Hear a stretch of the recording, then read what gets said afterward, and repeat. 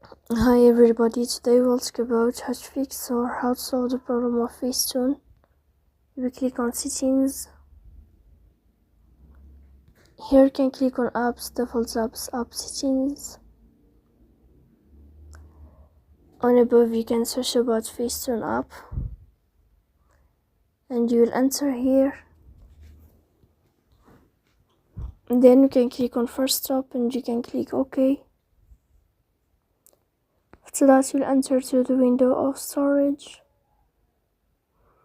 Then you can click on clear cache.